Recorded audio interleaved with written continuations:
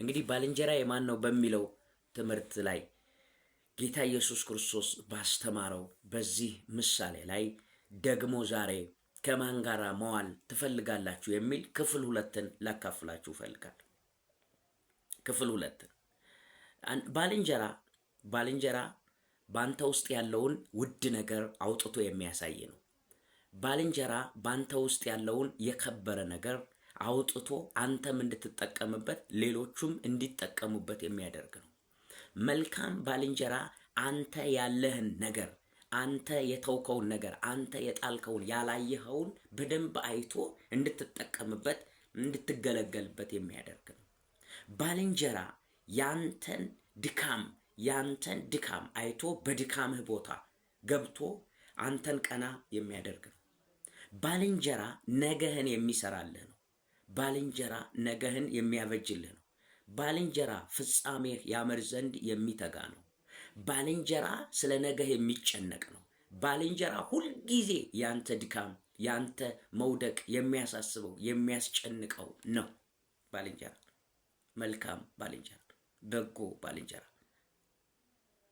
የብዙ ሰዎችን ውድቀትም ስኬትም አይታችሁ ከሆነ ከባልንጀራ ጋር የተያያዘ ነው። የብዙ ሰዎች መከናወን፣ የብዙ ሰዎች ፍሬያማነት ከሚውሏቸው ሰዎች ጋር የተያያዘ ነው። ከሚውሏቸው ሰዎች ጋር የተያያዘ ነው። ስላበላን፣ ስላጠጣን፣ ስለጋበዘን አይደለም። የብዙ ሰዎች ስኬት አብረዋቸው የዋሉ ሰዎች ናቸው። የሚውሏቸው ሰዎች ናቸው። ከማን ጋር ትውላለህ? ከማን ጋር መዋል ትፈልጋለህ? አሁን መንፈሳዊ የሆነውን ውሏችንን እንመልከት።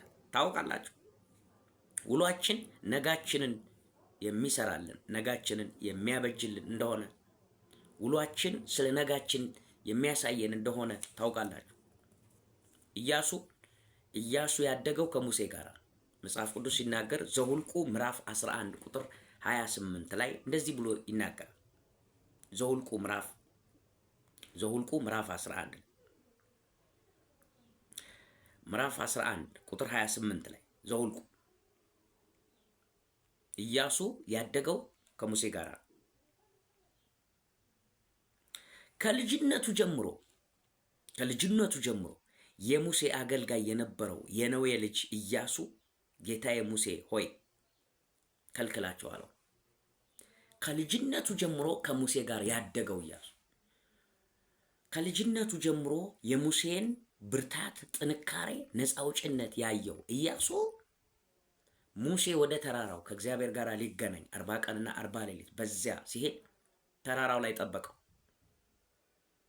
ከተራራው ጥግ ላይ ጠበቀው። እንደ አሮን ጥጃ ሊያስመልክ በገዛ መንገዱ ሊሄድ ትቶት አልሄደም። እንደ አሮን ስጋዊ የሆነ የሰውን ሐሳብ ሊያስተናግድ አልሄደም። ይልቁንም ከተራራው ጥግ ጠበቀው። ሙሴ የት እንደሚያደርሰው ያውቃል። በሙሴ መሪነት የት እንደሚደርስ ያውቃል። ጠንቅቆ ያውቃል።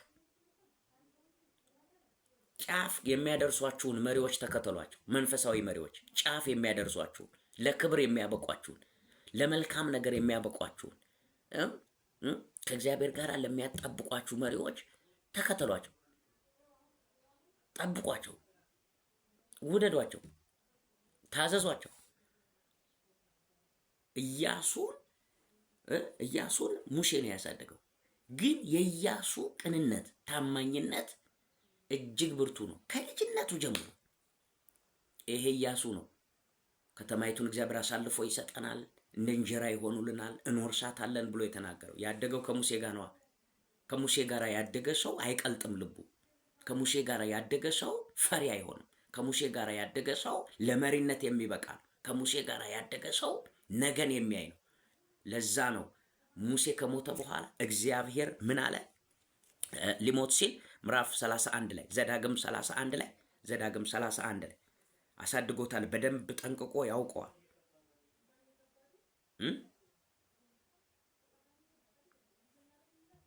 ቁጥር 7 ላይ ምን እንዳለው ታውቃላችሁ? ቁጥር 7 ላይ ሙሴም ኢያሱን ጠርቶ በእስራኤል ሁሉ ፊት አንተ ከዚህ ህዝብ ጋራ እንደዚህ አለ፣ ከዚህ ህዝብ ጋር እግዚአብሔር ለአባቶቻቸው እንዲሰጥ ወደ ማለላችሁ ምድር ትገባለህና እርሷንም ለእነርሱም ታወርሳለህና ጽና፣ በፊት የሚሄድ እርሱ እግዚአብሔር ነው፣ ከአንተ ጋር ይሆናል፣ አይጥልህም፣ አይተውህም፣ አትፍራ፣ አትደንግጥ አለ። አንተ ነህ የምታወርሰው፣ አንተ ነህ ህዝቡን የምታወርሰው፣ በእኔ ቦታ የምትተካው አንተ ነህ። ዘዳግም 34 ላይ ደግሞ እንመልከት።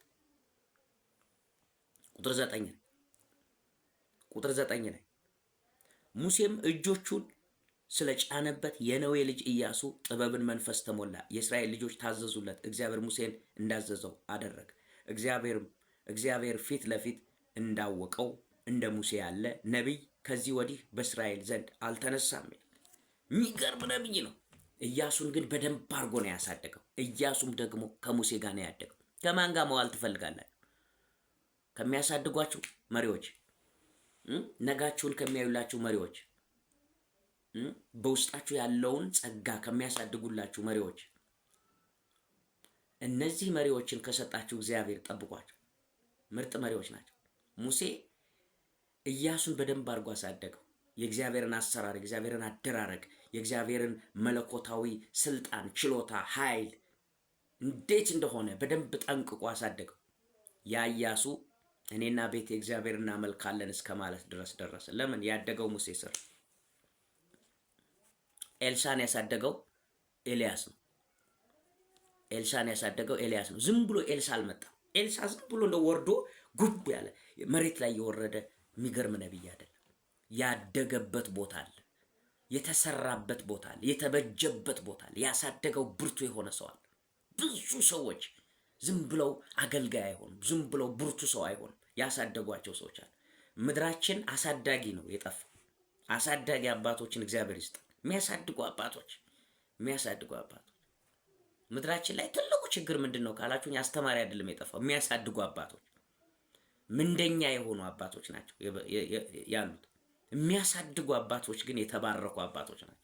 ነገ እኔ ስሞት ይተካል የሚሉ፣ ነገ በእኔ ቦታ ይተካል የሚሉ፣ በሃይሞት ውስጥ ቁጭ ብሎ በእነዚህ ባሳደጋቸው ሰዎች መገልገልን የመሰለ እንዴት በረከት ነው ታውቃላችሁ። ኤልሳን ያሳደገው ኤልያስ ነው። ዝም ብሎ ኤልሳ አልመጣም። በመጎናጸፊያ የሚከፍል ኤልሳ ዝም ብሎ አልመጣም። ባህሩን ከፍሎ የሚሻገር በበገና ደርድሮ ምንጭ የሚያፈልቅ ውሃ የሚያፈልቅ ለህዝቡ በረከት የሚሆን ኤልሳ ዝም ብሎ አልመጣም። ያሳደገው ሰው አለ። እሱም ኤልያስ ይባላል። እኛም ለማደግ እንፈልግ። ሁለተኛ ነገሥት ላይ እንመልከት። ሁለተኛ ነገሥት ምዕራፍ 3 ቁጥር 11 ላይ ኢዮሳፍጥ በእርሱ ዘንድ እግዚአብሔርን የምንጠይቅበት የእግዚአብሔር ነቢይ በዚህ አይገኝምን ብሎ ጠየቀ። ንጉሱ ኢዮሳፍጥ ከእስራኤል ንጉስ ባሪያዎችም አንዱ በኤልያስ እጅ ላይ ውሃ ያፈስ የነበረ የኢዮሳፍጥ ልጅ ኤልሳ ከዚህ አለ ብሎ መለሰ። በኤልያስ እጅ ላይ ውሃ እጅ አስታጣቢ ማለት ነው። እጅን የሚያስታጥብ ማለት ነው። አያቸው።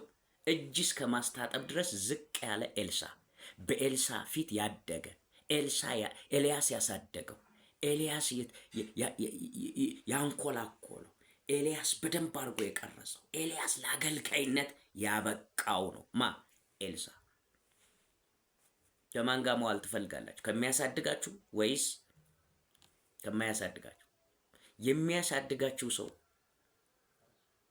ነጋችሁን የሚሰራላችሁ ሰው በረከታችሁም ጭምር ነው። አረ እግዚአብሔር የሚያሳድጉ አባቶችን ይስጥ። የሚያሳድጉ አባቶች በእውነት ኤልያስ ኤልሳን በደንብ አሳደገው። ባህር እንዴት እንደሚከፈል አሳየው። የትንቢቱን መንገድ፣ የአገልግሎቱን ጎዳና አሳየው። ጥበቡን አሳየው። በደንብ አድርጎ አሳየው። የሚገርም ነው። እግዚአብሔር ይባርከው።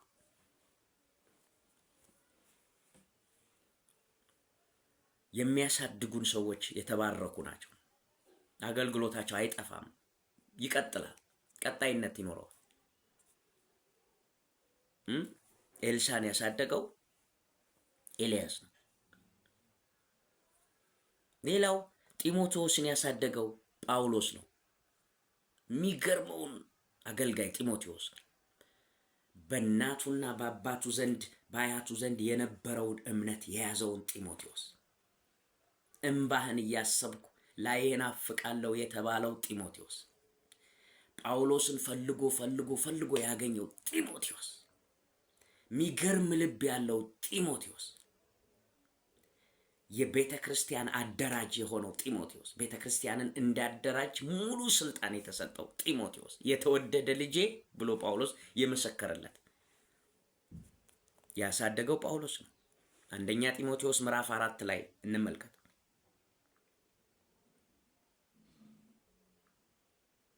ምዕራፍ 4 ላይ አንደኛ ጢሞቴዎስ ምዕራፍ 4 ቁጥር 1 ላይ መንፈስ ግን በግልጥ በኋለኛው ዘመን አንዳንዶቹ የሚያስቱ መናፍስትና በውሸተኞች ግብዝነት የተሰጠውን የአጋንንት ትምህርት ያዳምጡ ሃይማኖትን ይክዳሉ ይላል። በገዛ ሕሊናቸው እንደሚቃጠሉ ደንዝዘው እነዚህ ውሸተኞች መጋባትን ይከለክላሉ። አምነው እምነትን የሚያውቁ ከምስጋና ጋር ይቀበሉ ዘንድ እግዚአብሔር ከፈጠረው መብል እንዲርቁ ያዛሉ ይላል። ጌታ ይባረክ። 1:12 ላይ አንደኛ ጢሞቴዎስ 1:12 ላይ እንደዚህ አለ ጳውሎስ፣ እንደዚህ አለ፣ ለአገልግሎቱ ሾመኝ፣ ታማኝ አድርጎ ስለቆጠረኝ ኃይልን የሰጠኝ ክርስቶስ ኢየሱስ ጌታችን አመሰግናለሁ። አስቀድሞ ተሳዳቢና አሳዳጅ አንገላችም ምንም ብሆን ይህንን አደረገልኝ። ነገር ግን ሳላውቅ ባለማመን ስላደረኩት ምሕረትን አገኘ። የጌታችን ጸጋ በክርስቶስ ኢየሱስ ካሉ ከእምነትና ከፍቅር ጋር አብልጦ በዛ። ኃጢአተኞችን ሊያድን ክርስቶስ ወደ ዓለም መጣ የሚለው ቃል የታመነ ሁሉ እንዲቀበሉት የተገባ ነው። ከኃጢአተኞች ዋና እኔ ነኝ ብሎ ይናገርና ጢሞቴዎስ ልጄ ሆይ ይለዋል። ቁጥር 18 ላይ ጢሞቴዎስ ልጄ ሆይ በስጋ አልወለደውም፣ ግን አሳድጎታል። በደንብ ጠንቅቆ ያሳደገው ነው። የእግዚአብሔርን ምክር፣ የእግዚአብሔርን ጸጋ፣ የእግዚአብሔርን ትምህርት፣ የእግዚአብሔርን እውነት፣ የእግዚአብሔር መንፈስ ያለባቸውን ትምህርቶች ሁሉ እንዲከታተል በማድረግ ጢሞቴዎስ ልጄ ሆይ አስቀድሞ ስለ አንተ እንደተነገረው ትንቢት በእርሱ መልካም ጦርነት ትዋጋ ዘንድ ይችን ትእዛዝ አደራ ሰጥሃለሁ። ለጢሞቴዎስ የተነገረውን ትንቢት እንዲጠብቀው እግዚአብሔር በአንተ ጸጋ እንዳለ ያለው እና አገልግሎትህን ያዝ፣ ጠብቅ። በደንብ ማደግ አለብህ። እግዚአብሔር ያሳድጋል፣ እኔም ከጎንህ እቆማለሁ። በአንተ ውስጥ ጸጋ እንዳለ ያለው የሚሉ መንፈሳዊ አባቶች በአንተ ትንቢት እንዳለ አውቃለሁ፣ ተነግሮልሃል። ይህንን ትንቢት ደግሞ ያዘው አለው ጳውሎስ። ትንቢት ተነግሯል በአንተ፣ ብርቱ የሆንክ ሰው ነህ ጢሞቴዎስ ሆይ በርታ ልጄ ብሎ ጳውሎስ ሲለው እናያለን። አንደኛ ቆሮንቶስ 4:17 ላይ 4:17 ላይ እንደዚህ ብሎ ይናገራል። 4:17 ላይ ስለዚህ የምወደውና የታመነው በጌታ ልጄ የሆነው ይላል። የምወደውና የታመነውን በጌታ ልጄ የሆነውን ጢሞቴዎስን ልኬላችኋለሁ። በጣም የምወደው ልጄ ነው። የሚገርም ነው። እንዴት ይህንን ሊል ቻለ ጳውሎስ? አሳድጎታል። በደንብ ጠንቅቆ ያሳደገው ሰው ያሳደገን ሰው ሊተማመንብን ይገባል ማለት ነው። ያሳደገው ሰው አሳድጎታል። በደንብ ጠንቅቆ አሳድጎታል። አንደኛ ጢሞቴዎስ 1:2 ላይ ይሄንን ነው የሚናገረው። ይሄንን ሐሳብ ነው የሚናገረው። እግዚአብሔር ይባረክ። 1:2 ላይ በእምነት እውነተኛ ልጅ ለሆነ ለጢሞቴዎስ ከእግዚአብሔር ከአባታችን ከክርስቶስ ኢየሱስ ጸጋና ከጌታችን ጸጋና ምሕረት ይሁን ይላል።